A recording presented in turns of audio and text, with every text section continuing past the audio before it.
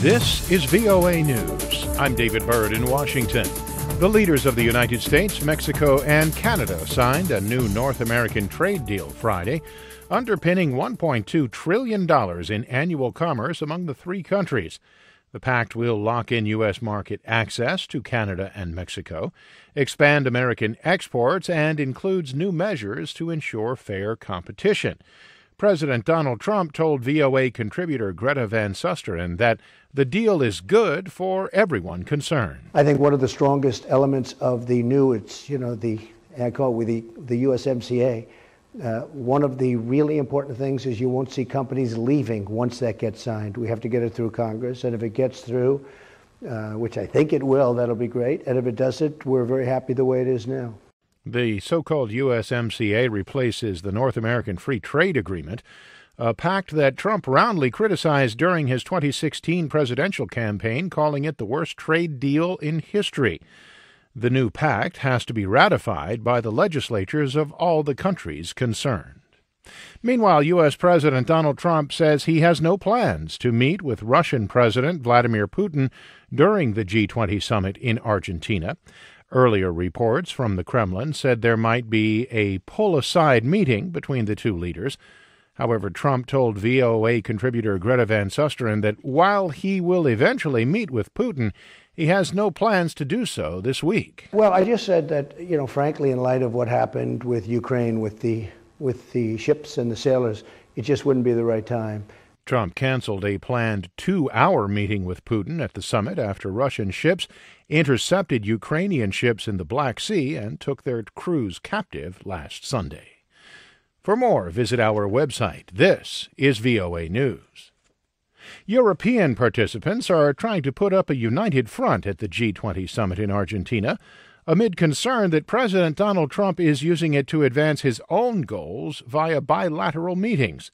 AP correspondent Ben Thomas reports. Trade has been at the top of President Trump's agenda at the G20 summit, from the joint signing this morning of the new trade agreement with Mexico and Canada to an afternoon session with the prime ministers of Japan and India. We're doing a lot of trade together. But European officials complain that behind the scenes, the U.S. is blocking progress on world trade rules, climate, and migration. A French official says the summit's final statement may have language that sets the U.S. apart, saying, for instance, 19 of the G20 countries agree on the importance of upholding the Paris Climate Accord, but the U.S. doesn't.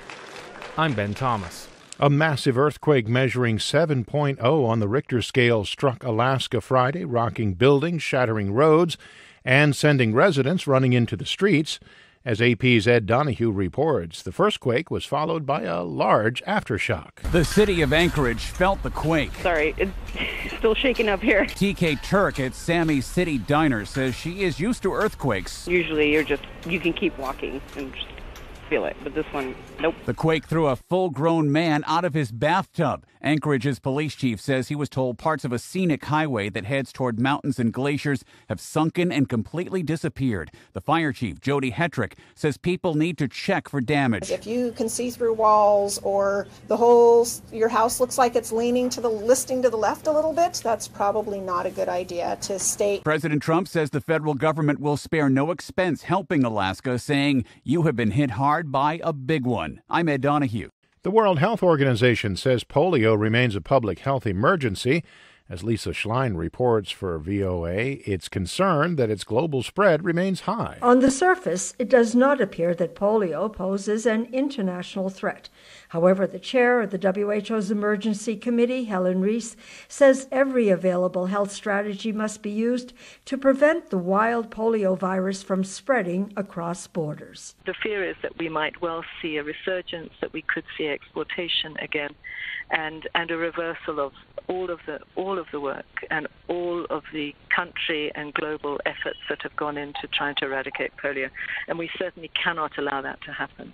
The director of WHO's polio eradication program, Michelle Zafran, notes the wild polio virus has not been seen in Nigeria since it was last detected more than 2 years ago. Lisa Schlein for VOA News, Geneva. For more on these stories, be sure to visit our website, voanews.com. I'm David Byrd, VOA News.